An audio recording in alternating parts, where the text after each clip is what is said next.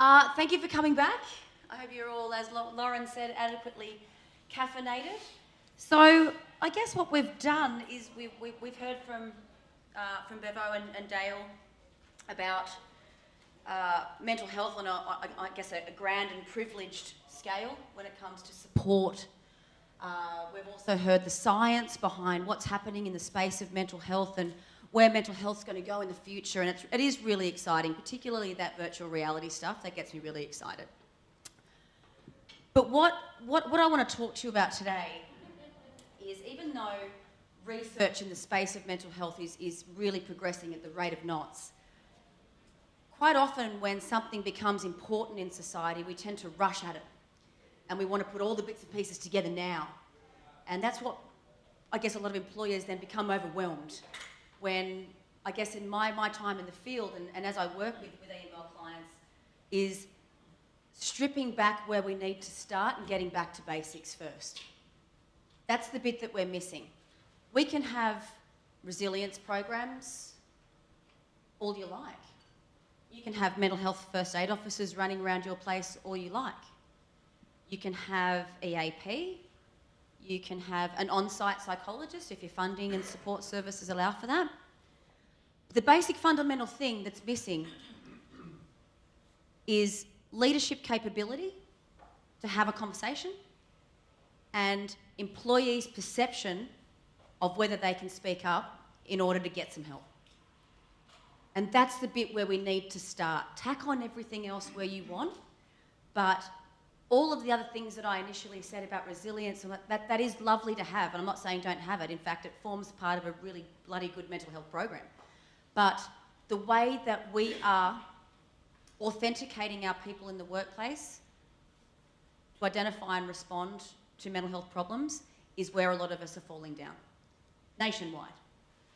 So I'm going to take you on a little journey. But firstly, I want to talk to you a little bit about stigma. Very, very relevant. And I was, funnily enough, I was doing some work with the Bulldogs a few weeks ago. I spent a lot of time with their administration staff. So I don't work with the team, the boys. I work with the club. And I got an Uber when I left the club, Whitton Oval, and I was coming back to EML and jumped in, and the Uber driver was a Doggies fan, and also wanted to proceed to tell me about his children and his wife and his pastime and his 4 previous jobs. And one of those Uber drivers where you text your partner or someone from work and go, "Can you please call me?" And we've all been there, so there's no judgment here, but it was non-stop. Anyway, as I jumped in, he was excited as it was to be at the club. He was a Doggies fan, and he's like, "Oh, what do you do? What are you doing there?" He said, "You look a bit corporate to be sporty." I said, "Yeah, corporate to be sporty." I said, "Mate, I go in and basically teach people the basics of how to apply mental health in the workplace." He goes, "What?" I said, "I go in and I help people be able to identify when they're becoming unwell, and I go in and help people identify when their colleagues and mates and staff are becoming unwell and show them what to do." And he goes, "No one in there would have a mental health issue." I said, "Why not?" He goes, "Oh, they're on millions of bucks, they're dating hot chicks, what have they got to worry about?" And the thing is, I said, "Mate, mental health it's non-discriminatory. You can be the richest person in the world." I said, "When it wants to bite, it'll bite. And everyone's got their own pressures. Your pressures are very different to what those players and that administration club are experiencing, but they're still pressures and they're still personal, and we have personal reactions or physiological reactions." But I thought it was such an innocent and humorous story about how much stigma still is out there in the general community around mental health. Australia is in a really good position to get things started. You saw the amount of research that Carolyn has showed you about what stigma looks like and what works and what treatment works. I think that we really need to grasp this opportunity now that society is a little bit more transparent about mental health, and just go for it. I'm not going to hit you with science today. I'm not going to hit you with methodologies. I'm going to hit you with the basics, because that's where we need to start in order to make our workplaces safer.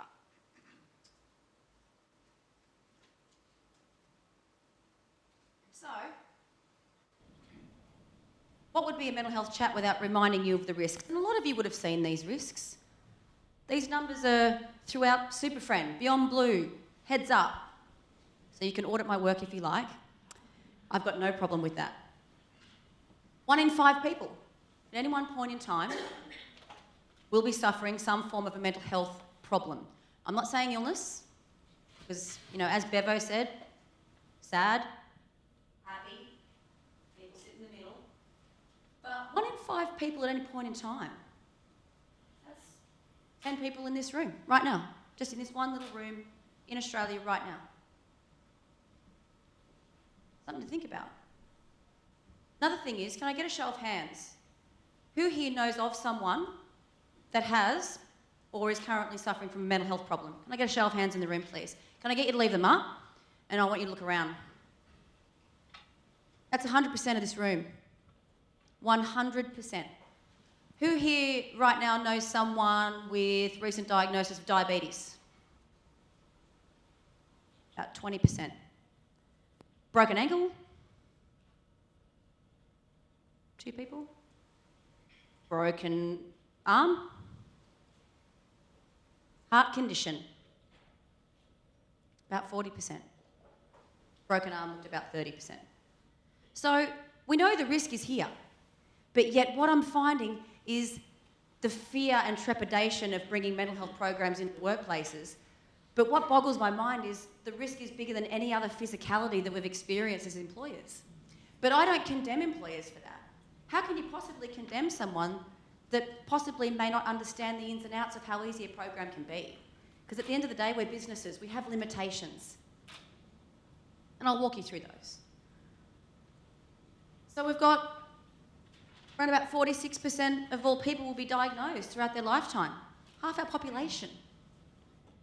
But like Carolyn said, with the research, that may reduce over time as well. But the thing that's going to make it reduce the most, I guess, most effectively is early intervention. Because we have to think. We go to work, yes, and we expect a certain level of respect and support. But who says that mask? Oh, we also go to work and we put on a front, okay? We are an employee and we mask ourselves and we want to be perceived a certain way. That doesn't necessarily change in the home. What roles to play in the home? Mother, brother, daughter, father, grandmother. So normally, quite often, more commonly, we're looking after someone else when we go back or we're a partner. So you could think, when does that mask actually come off? So when I talk to you today about what we can do in the workplace, I want you to put yourself in this frame of mind. You could very much be the first person that's ever asked this person if they're okay. Very, very, very high chance that you're the first person that could have asked them if they're okay, without them even speaking up.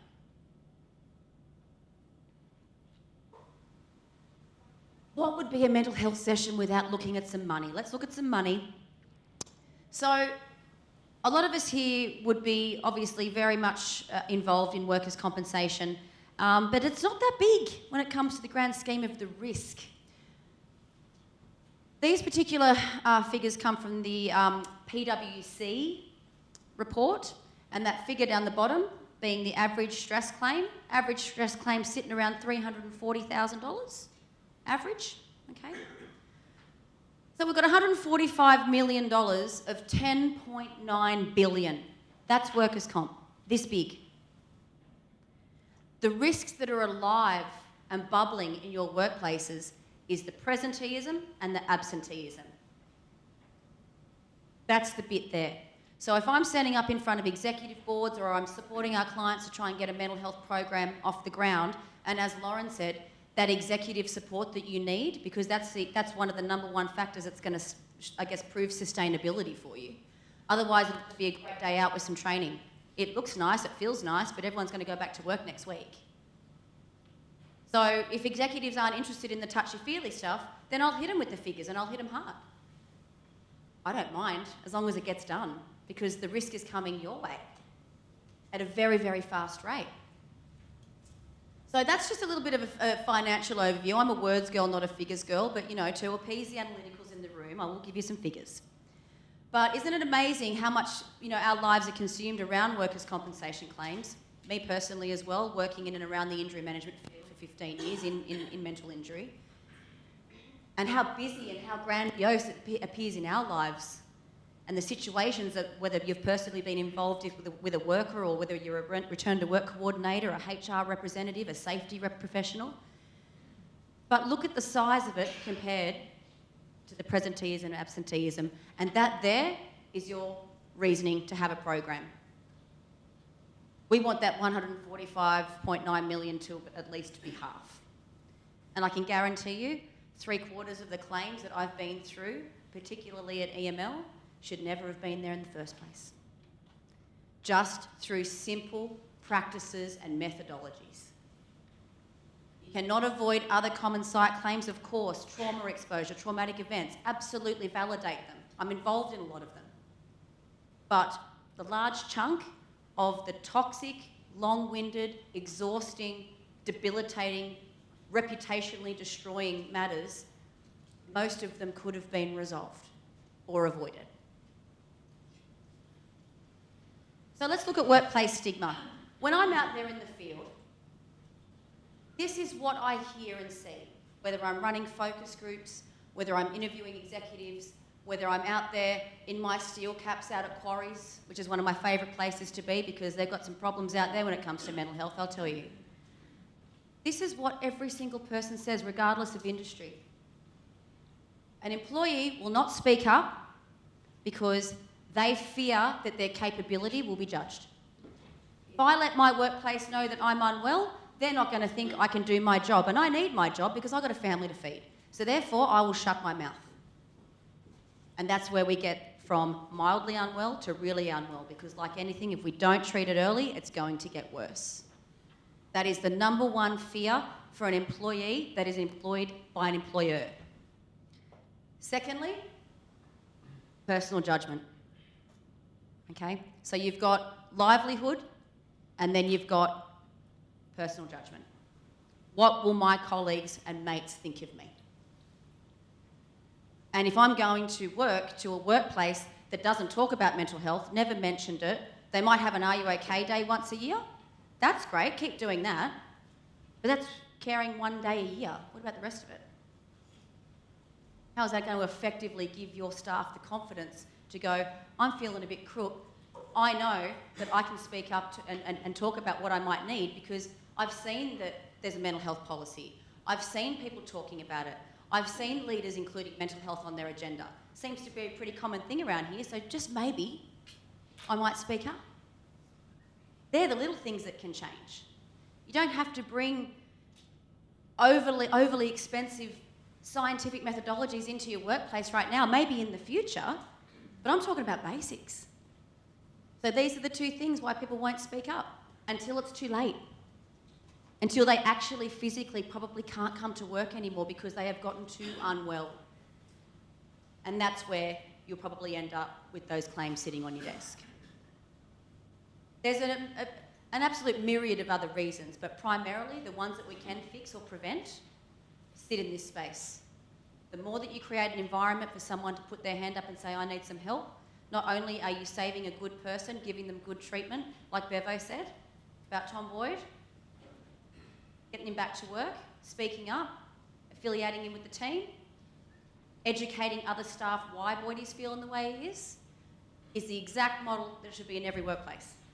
That's what I drew out of Bevo's talk right there. Now, why don't employers want to act? And this is coming purely from my observations in the field across government, or public and private sectors. Same reason. We know that mental health's a problem, but we don't want to bar of it because of this, Anna. We don't have any claims, therefore we don't have a risk. Why would we invest in a program when this particular injury isn't costing us anything anyway?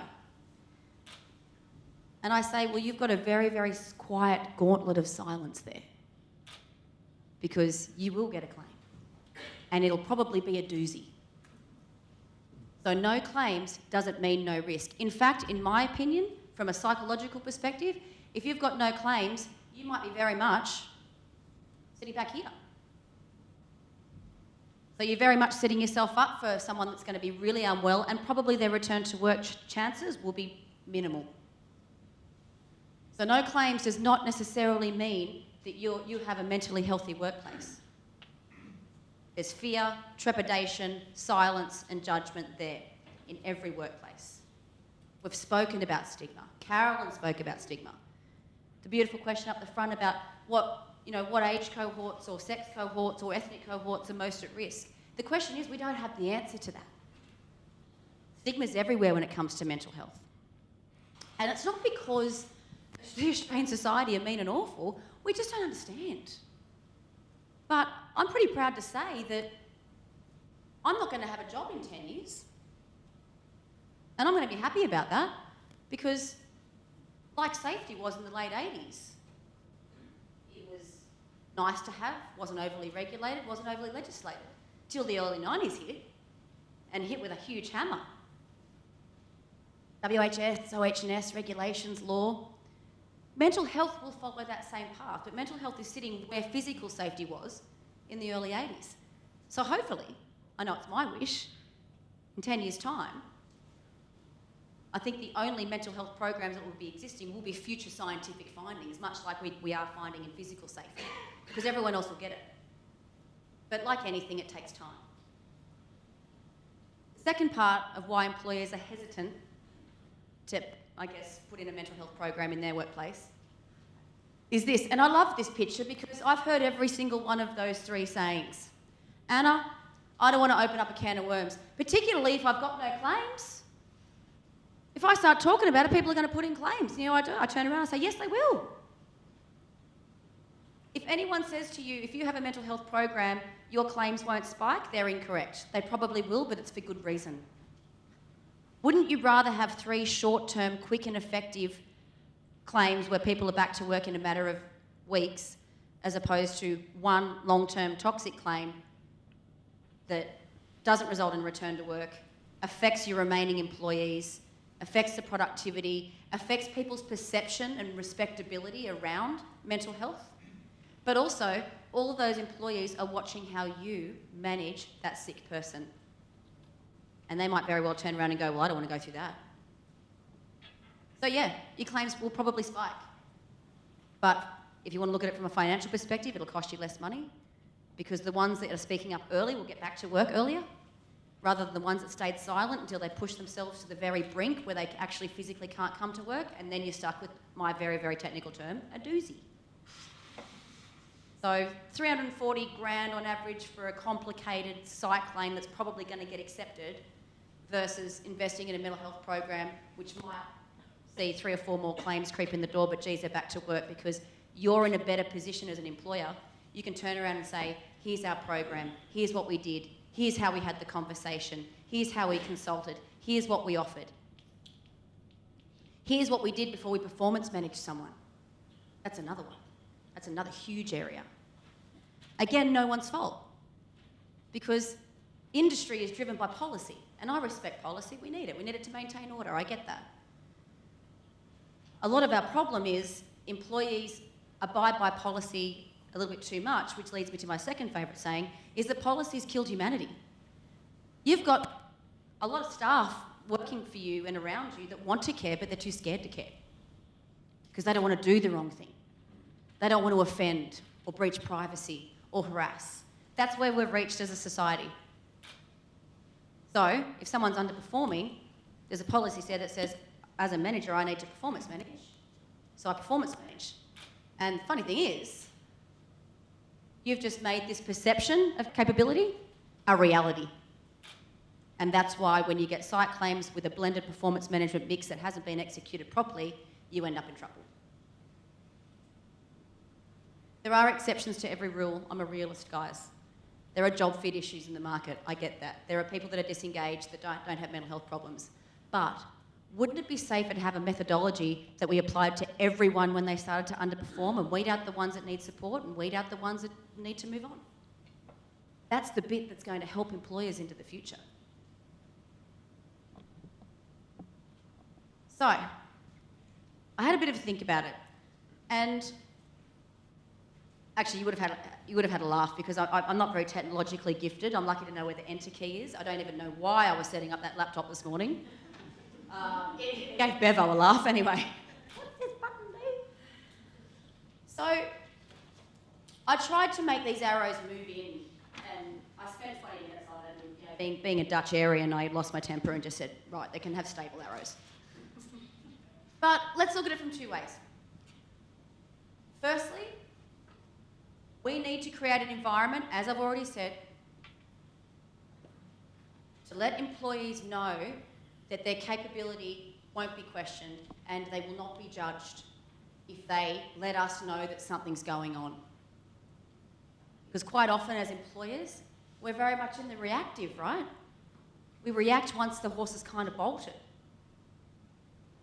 So there's a little bit of a prevention piece here is we want employees to have reduced fear and that we want them to trust that you guys will help them if they're in trouble. And that's going to help you because people are then going to start telling you rather than staying silent and then letting you clean up the mess once it's too late and it's too complicated and it's too far gone. On the other side is the employer building that system. So part of that system is capability. And the other bit is support. Now, I want to explain capability to you, and you would have heard it at every national and international mental health conference, and that is giving particularly leaders the skills and the confidence and the permission to intervene and ask someone if they're okay based on things that they may have observed in the workplace. That is not a breach of privacy. You want to know why? Because that person hasn't actually told you to keep anything quiet yet. The leader has intervened. So you can scrap privacy. It's not a harassment because it's been asked once. So you can scrap harassment. And even if someone wants to complain about being asked if they're okay and they do feel a bit defensive, which is natural because you've got to remember that a lot of people that are experiencing or showing signs of mental health problems don't actually know what's going on with themselves either. We've got a community of diagnosed people in the workforce and we've got, as we saw, presenteeism, absenteeism, a hell of a lot of people out there that are showing signs that don't have a diagnosis yet. So are these leaders going to get a positive response? Some of them will, some of them won't. But as long as the question's being asked, that's what's missing. And again, back to policy killing humanity, is that leaders want to do it, but they fear, what if I say the wrong thing? Or what if something is actually wrong with this person? How in the hell do I respond? And that's the capability piece. That's what we hand to leaders. We show them what to do and how often to ask before it becomes a safety issue or a performance management issue. Just a couple of questions first. And the glory of that, and I guess one of the major challenges of the workers' compensation scheme, and you can, again, research this as well, is the lack of consultation with the worker. Because they've got employer, workers' comp provider, doctor, rehab provider, probably a lawyer, all making decisions for what they feel is best for that person's recovery. Therefore, worker becomes disengaged. What's effective about giving your leaders capability to have a proper conversation is in that conversation you ask that person questions. Not from a clinical perspective. We're not building leaders to be accidental counsellors. We're just asking them to act on their observations with care and empathy, ask them what's going on, and ask them what it is that they think that they need. And that's where you then henceforth and try and deliver what you can where practicable. The most important part of that conversation is that person was asked, what is it that you need? And if they have no idea what they need, then that's where we arm the leaders with offers of support. Well, we can do this, we can do that. And that would depend on your environment. What adjustments do you have available? What authority do your leaders have to make decisions on the spot, or will it need to be discussed with someone else? That's it. It's a nice, clean methodology for leaders to apply. It keeps you within the realms of safety. It keeps you in the realms of very practical duty of care, because that's the bit that's missing off most of those claims I was talking about. Dig back through all the lawyer papers and all this and all that. I go to the claim form and the factual. What was missing was early intervention conversations and offers of support. I would say, this is going to be a bold assumption, but well over 40% of claims that exist in this building for EML. That's where my hope is that we can start to prevent and help people return to health and life. So that's the sweet spot. So you get that arrow right and that arrow right. People will be comfortable to speak up. The employer will be comfortable to respond. That's the exciting bit. But I find that when I'm working with leaders out there in the field, and like I said, I can take this methodology out to a quarry at Boral, or I can take this into a bank, or I can take this into the blood service. It's the same methodology and it works. It works for these leaders. These leaders leave the room with their shoulders dropping because they're like, is that it? But the key word is permission. You guys need to be able to give your people the permission, your leaders the permission to do it. And then you can take it down further as you get that established. And what permission do you give your frontline staff? Because we want frontline staff to be asking their mates if they're okay and knowing how to respond and knowing what to offer. And you can do that simultaneously, or leaders first, or frontline first, whatever suits your environment. Because people are waiting. They're waiting to ask. They just don't want to lose their job or get tut-tutted for doing the wrong thing. Once you strip that back, you will start to find progression. I promise you. I'm seeing it unfold in front of my very eyes. Another thing to consider is, where is mental health in your workplace? What do you view it as? And you may disagree with me here. I know that this conversation ruffles a few feathers, but bear with me. We've already established that there's stigma out there, right? We've already established that there's people that give 1,000 hoots about mental health, and there's the people that couldn't care less about it. It hasn't affected me, hasn't affected my family, therefore don't really want to know about it. So in order to have an effective and sustainable mental health program, I wouldn't put it under wellbeing. I'd put it under safety. Does anyone want to have a guess why that might be more effective? Because we give more focus on safety than to a wellness program in the organisation. Absolutely. So people understand safety more than what they understand well-being. Now, well-being has a very big and important place in all employers. Don't think that I'm disregarding well-being. I'm just talking about how you re-establish the messaging and communication around your mental health program in whatever stage it's at, and how seriously you want your people to take it. Because well-being programs in workplaces, guys, are a personal choice. I can choose to take a banana out of that fruit box. I can choose to go to yoga. I don't. I can choose to get that flu shot. I can choose to go and partake in that fun run. But that's all choice. It's not going to affect my job or what I do or how I treat people or how I behave in the workplace, though. So when mental health programs sit under well-being, you're running a small risk that people don't feel that they have to do it. You put it under safety, they're obligated to do it. That's the difference. That's what's making programs work in workplaces. You can always refer to mental health and wellbeing, of course. We heard Bevo and Dale talk about mind, body. It's all wellness. But if you make it a choice, you're weighing yourself down. It needs to be an obligation. But you can't obligate your people unless you offer them an environment where they will obligate at will.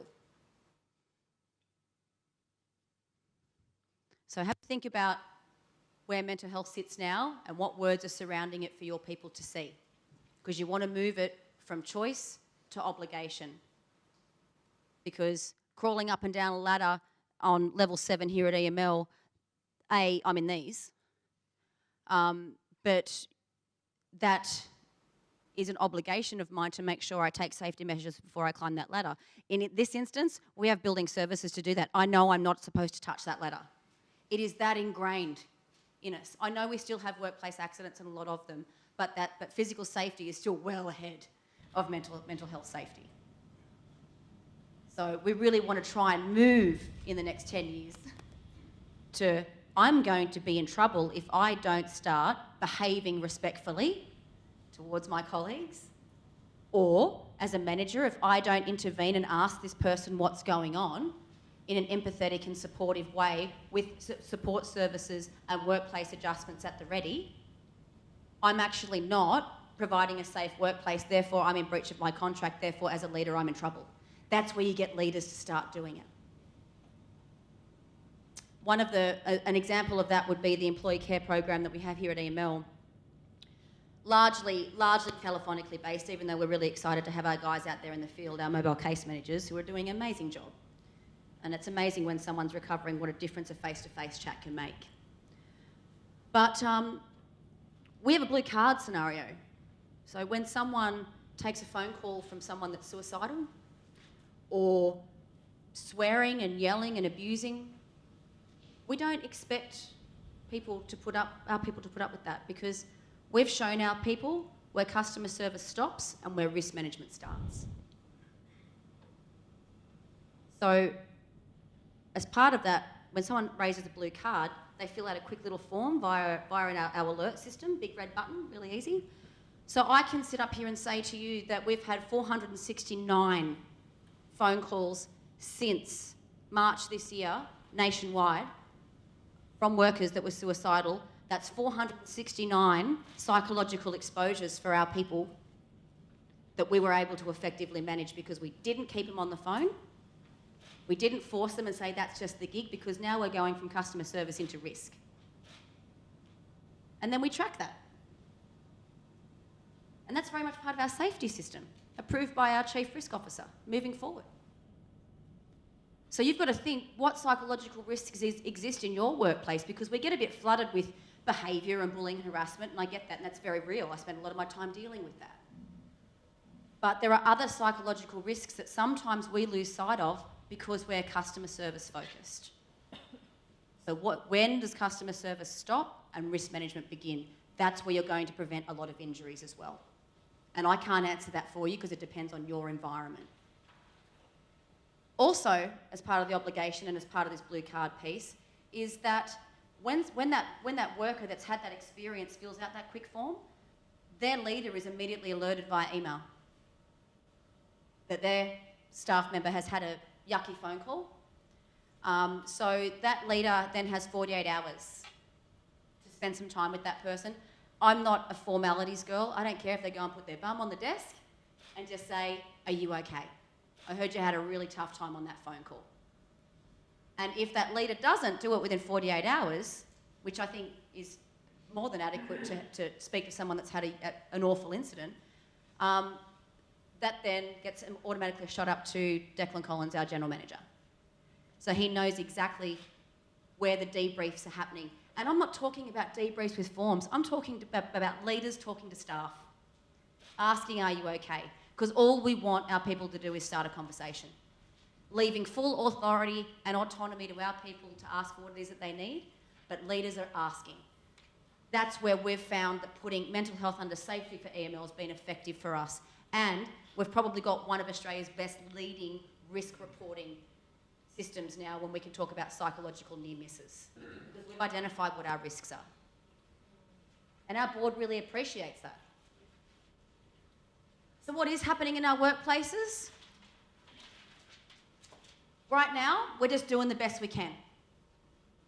Okay, because we are in a sort of very haphazardly regulated area where a lot of the mental health falls under WHS or OH&S.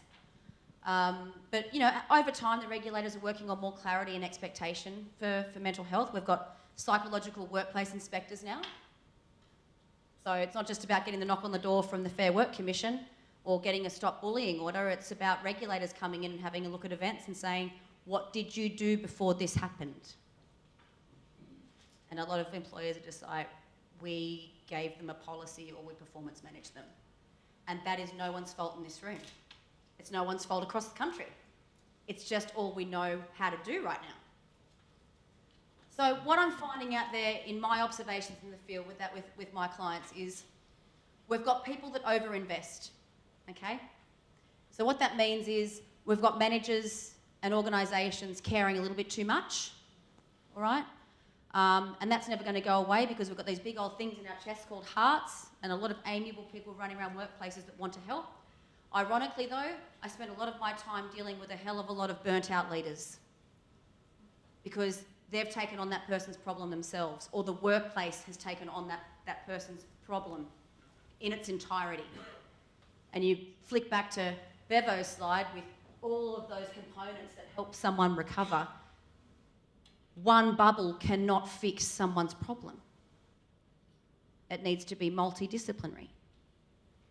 So we're finding that a lot of managers are spending too much time with these people that are unwell because it feels right, it feels good. But firstly, is the advice our leaders are giving them the correct advice? Who knows? That's running a gauntlet right there. And secondly, our leaders are burning out, or colleagues are burning out. So that's danger zone, because it's ironically we're getting sick from caring too much. Also, I think I would be doing you a disservice if I didn't mention what all the research is suggesting now around justice. Now, if you've taken this person on and over-invested without keeping them partially accountable for what they need to do in your mental health program, if you do one thing wrong, they're going to want blood, because you are the only point of contact. You've taken on the problem in its entirety. Where's the family? Where's the GP? And I'm talking about work-related, non-work-related stuff. So we need to make sure that when we make our leaders or our colleagues capable to have discussions, that we offer choice. It is an expectation, unwell person, that you go and see a doctor, or that you do make an adjustment, or that you let us know what's too much, or let us know what's triggering you in the environment, and we will respond accordingly. Because when people get too dependent on you, that's when they get more offended when you can't give them or meet any of their needs that you've been able to meet up until a certain stage. So just be careful there. The under-investors, where I guess I'd probably say about 70% of Australia's employers are sitting right now, based on research, is they're either ignoring or avoiding the issue or the person, naturally. We operate from self-preservation as human beings. We're always going to avoid something that scares us, so don't feel bad about that. But it's not really helping the situation either. So again, bringing in that capability, bringing in communication and transparency, getting your executive endorsement. It's HR's problem. Human resources, therefore resource humans. And that is very, very common.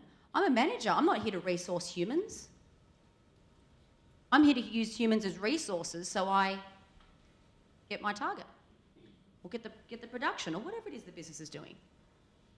So there's a bit of a learned issue here, and that is this person reports to the manager, not HR. So by saying that it's HR's problem is taking a very large step back. It's removing onus and accountability from leaders. In fact, it's worked in the opposite way, where the HR person has offered the injured person support. The leaders nowhere to be found, not because they're hiding, it's because they don't know what their role is, because HR's doing it for them. And then they come back and work for the leader. There's disconnect, lack of communication, no care, no acceptance, judgment, because the team and the leader don't know what's going on. Human resources are there to support leaders before and after a conversation, but the leaders need to have it. Because you can imagine if you're unwell and you work, we've all got bosses in this room. Mine's down there in the white jacket. But I know that if I started to go a bit south in the workplace and Lauren saw that I was different or underperforming or withdrawn, and I didn't have a conversation with Lauren, but then I got a phone call from Brenton, our HR manager, and said, "Hey, you're not travelling too well in the workplace lately, Anna." How do you think I'd feel? It'd feel pretty bloody weird, wouldn't it? Because I'm like, hang on a minute, how does HR on a separate floor, in a separate division, know that I'm unwell? And that doesn't help our goal of building trust, transparency and acceptance. And look, at the end of the day, I don't mind swearing. I'm sorry if I'm going to offend here, but I would be pissed off that I know that there's a bunch of people talking about me and not to me. Any human deserves that dignity and respect as confronting as it appears for anyone to do. So, or they have a conversation, and you've always got to give kudos to that, but no follow-up. And you know when someone is struggling mentally, things can change from day to day, not week to week. So when we have conversations with these people that are struggling, we need to set a follow-up schedule. And the reason why I included that in that square of its own is because that's where a lot more claims have come from as well.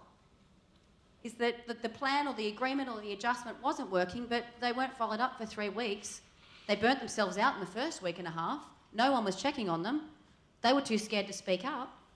And then we have an incident. So the follow-up's really important.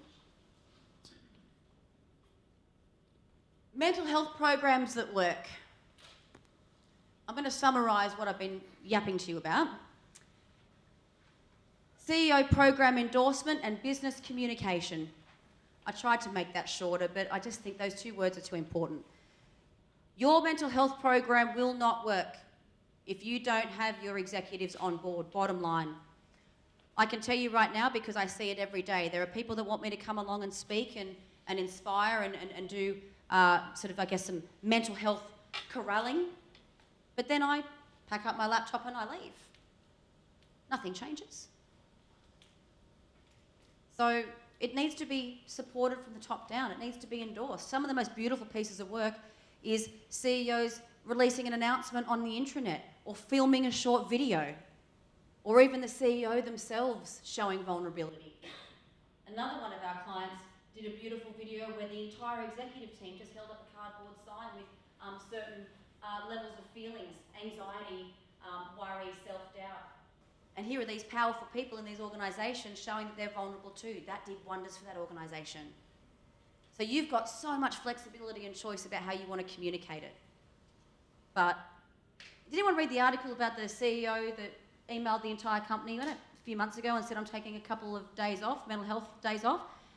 It was that bloody beautiful that it made the media. Because CEOs get sick too. Western Bulldogs players get sick too. We just don't know about it. So your endorsement's really important. And ongoing communication. Specific policy and procedures. If I go into clients and I say, where's your policy? If I become unwell in your organisation, a lot of people like to go and have a look at the policy, because we're a very policy-driven society. Will I know who to talk to, what support I'll receive, what the processes are, what support services are available? Or is it a 2-line, we support a psychologically and physically safe workplace? So you've got to think about what your current policy, safety policies, say and do and guide for your people when it comes to mental health, because a 1-liner in a WHS policy is not enough. And then what you want to do is attach a nice little procedure to it. So your procedure would be your mental health program. So you can have your vision or your mission statement in a policy, but then make sure you have something that is clear, uncomplicated, non-judgmental, that someone, if they are thinking about speaking up in the workplace, at least they've got a policy to back it before they even have a chat to you. Really handy. Builds that trust element. Because we can say that we want to do a lot of things for employers, but if it's not in print, 3/4 of your analytical staff will not speak up. Analyticals love to see evidence. Manage your capability. I won't spend a lot of time on that because I've spent a lot of time in this presentation talking about it. But that is the most effective, the most important to start driving cultural change. Employee education. And like I said, you could do both of those at the same time. But literally, this is really in a pattern of how to introduce a mental health program. And lastly, once you've got all that in place, you're going to be able to risk report. Because you're going to have conversations about what is a psychological risk in our workplace, what isn't, when to speak up. So not only can we prevent injuries, but you've just designed a program that was consulted with your staff. Ask them what stresses them out at work. Yes, you're going to get the difficult ones, workload. Everyone rolls their eyes when we say workload, but guess what? Maybe they are overworked. Is there a work design factor that we can change? Now, I know that's a whole separate presentation on its own, and some beautiful research coming out of Western Australia around work design. But often work design is the last thing that we look at. You applied for this job under this position description, therefore you are not meeting this position description, therefore out you go. But can the position be done better? And a program like this will let you have those conversations. And you're going to get employee buy-in because you're going to be asking them what it is that they need. That's the important bit.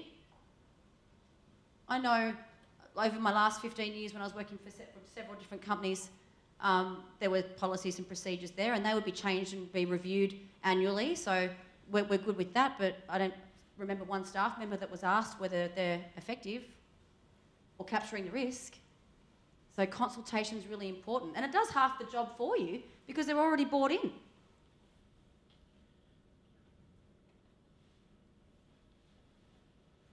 Just lastly, through research with Beyond Blue, these are the 6 leading factors of what perfection looks like. So you can have a look down these 6 points and just think about where you are as a workplace. What does a mentally healthy workplace look like? Firstly, positive workplace culture. And I don't mean barbecues and cupcakes. What that means is positive mental health workplace culture. Do people talk about it, understand it? They don't judge it. That's what a positive workplace culture is. Because most people here would have a positive workplace culture when it comes to safety, physical safety. Have a think if you were to rate yourself where you would sit from a mental health perspective. Stress and other risks to mental health are managed. How are we supposed to do that, Anna? Well, the reason why employers are actually getting it right because they're creating programs where people feel comfortable to come and tell them. Therefore, it increases our chance to better manage it. People with mental health conditions are supported. Difference between being supported and supported well, but again, that's a conversation for another day. But don't let this information overwhelm you because we're just talking about just start. Zero tolerance approach to discrimination. And it's funny, if I have a question, there's an activity I do around this when I'm consulting with clients, and they're like, oh, we're a 5 out of 5. We don't discriminate. Say, don't you? So you've got 2 people going for the top job, your organisation, CEO's position. One's got bipolar, one doesn't. Who gets the job? The rooms go very, very quiet then. But again, it's natural and normal to fear something we don't necessarily understand. The more we learn about mental health, the more we can learn. We have conversations with people that are unwell about their capability. What is it that you can and can't do? Therefore, that's where we'll see discrimination starting to drop. Because right now, discrimination's around because we're making assumptions. So through open conversations in workplaces, discrimination will drop too. Business communication and training, I won't spend a lot of time on. That is just getting the message out there, getting the capability happening, as much as physical safety. And mental health is a key priority for senior management. And the staff from the front line right up to the top know that it's a key priority for senior management. So even though it might be, the staff know it is. Because they're not going to start taking mental health seriously if they don't know that their senior management are taking it seriously. So it's about that communication loop. Your senior management, executives and boards, even your boards will be even more effective, getting new expectations, obligations, empathy and compassion and a judgment-free zone for mental health moving forward. So that sort of ends my speaking part. But it's time to get gutsy with mental health. And some of you may have seen these and some of you may have not. There are Misbehave with Dave videos. Can I get a show of hands who's had a look at these? Apologise for the repetition, guys. So we had a thought. We funded these videos. We're a bit cheeky, and beautiful Elise Olney in her pink shirt next to the door. Not only did she drive this event today, but was a key driver behind getting these videos off the ground, is we've combined mental health and humour. How awful of us. Now, we've had probably 98% positive feedback on these videos. We've had our 2%ers that get a little bit offended by PC, and that's fine, because whether I offend you or impress you, I got you talking about it. I got you talking about mental health, so I don't care. And I mean that with the greatest and due respect, of course. So we developed these videos around the 6 leading topics that we found a lot of our site claims were coming in, a lot of the research. So incivility, mental health stigma, big topic from today, work overload, early warning signs, change management and bullying. So they're about 5 minutes each, and they're located on, that website there, or the EML website. And what is attached to these beautiful little things is after you have a ball watching the fabulous video that we're about to show you, is an employee checklist that you can just print off and download, and all the key elements and learnings in each video, you can go and then do an analysis on your own workplace.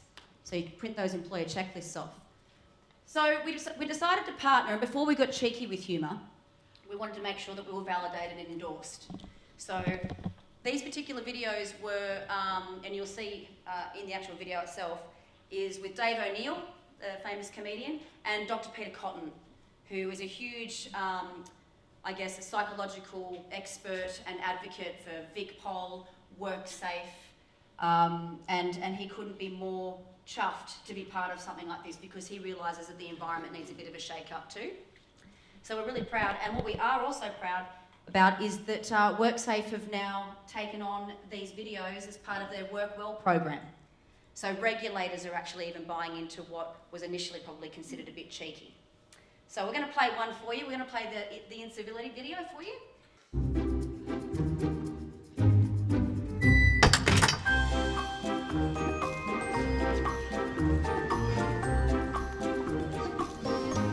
Morning, boss. Wow, what a great picture of your son. How's he going with his exams? That's actually my current partner, but thank you.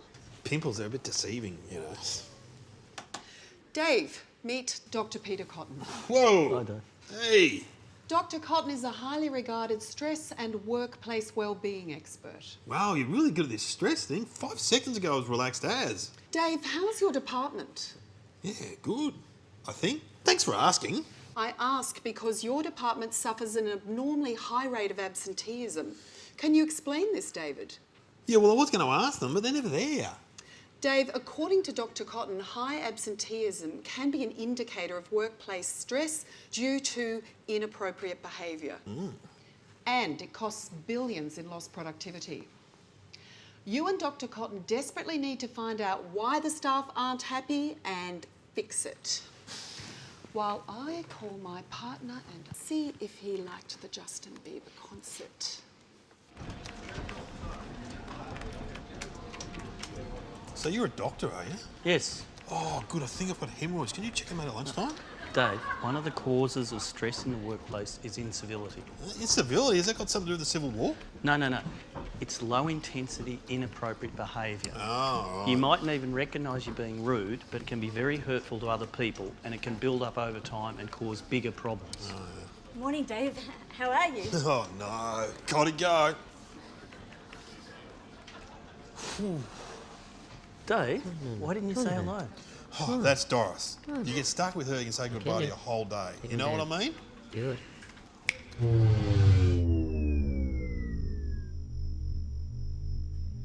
A really simple thing, like not greeting your workmates in the morning, can be stressful, especially if you're the team leader. So be civil and say hello, like this. Good morning, Dave. Oh, now, about that checkup, Doc, can we, Remember that thing I said about being inappropriate? So just looking at this month's projections, we're actually in sales. Oh, sorry to interrupt the party, guys. Oh, we're just going through the new products day. Oh, yeah, well, that could take a while for you, because, I mean, you don't normally fire up till lunchtime, mate.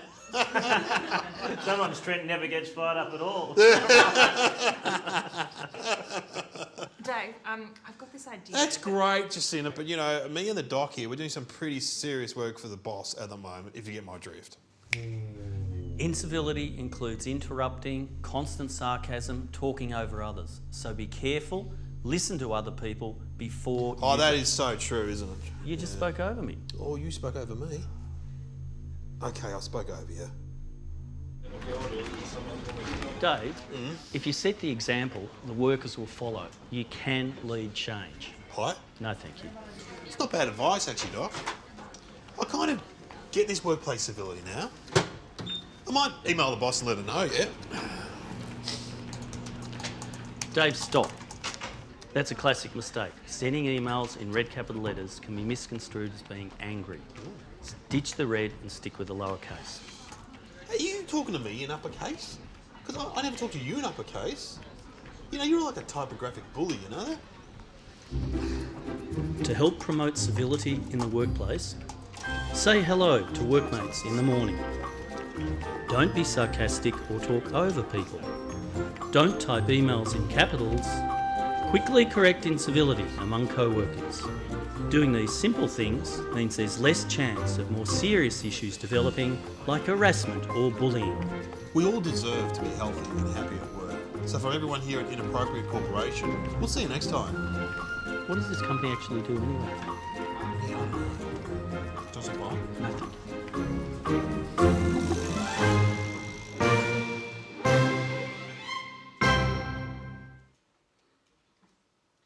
Thank you, everybody. I saw lots of chuckles. Lots of chuckles. Good chuckling. Look, this series is absolutely available on our website, so please jump on and have a look at those if you do have a moment. The other piece is we are in the process of developing season 2, so it's just like Netflix here.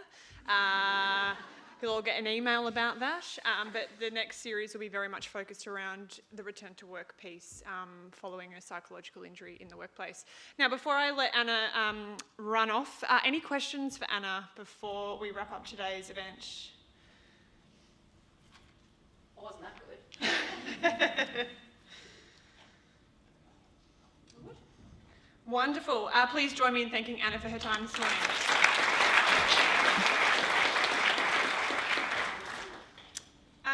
So just a couple of quick housekeeping matters, but before I do that, I just wanted to reiterate a couple of the points from today's session and certainly from Anna's presentation today. I've seen Anna present about 20 times or more, and I'm still equally engaged each time I hear her speak, because there's something completely simple about tackling this issue, and I think we get very overwhelmed with this concept of introducing a mental health strategy within the workplace, but it's getting back to basics and it's starting the conversation.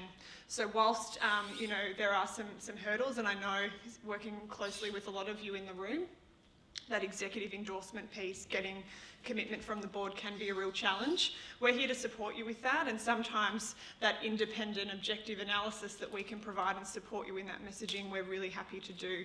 But start the conversation here. Play a video when you get back to work, download a checklist, share it with your team, and you're already 50% of the way there. Quick couple of thank yous. So a special thank you to Elise for all of her hard work in putting this together, and to Kirsty and Nicole and Anna for building the content. We have a couple of last minute gifts, so hopefully everybody put their business cards in the drawer. Now, on the spirit of mental health and wellness, you'll be surprised to know that's not a green juice or sparkling water, sparkling wine. Marissa Myers, bottle of champagne coming your way. Probably shouldn't put that back in because you might get the second bottle. And a bottle of red I think we have for Sean Ralph. Is Sean still here? Sean ducked over from South Australia for today, so I'll try to make sure that he gets that. It's a long way. He's got plenty of wine in the Barossa. Now, on the back of your seats, you'll also find some goodie bags. Please take them with you. So there's some EML resources in there. You'll find a brochure as well around the Bounce Back program, which is a really exciting program we've partnered with the Western Bulldogs on, so some information on that. There'll also be a survey coming out. We're thrilled with the participation and attendance today, but we really do value your feedback. It helps us plan the sessions, what works for you, what doesn't, and topics that you'd like to see covered, so please give us your feedback. And you might have seen a couple of photographers and videographers walking around the place today. If anyone's uncomfortable with imagery being shared, please see Elise or I, and we'll be sure to cut you out. Again, thank you so much for spending your morning with us. I know it's a really busy time and getting out of the workplace can be a challenge, but we hope you're all leaving feeling really positive and inspired to go back into your workplaces and create some change. And know from an EML point of view that we're here to support you on that journey, and anything we can do to help, please just let us know. Thank you so much. Enjoy the day.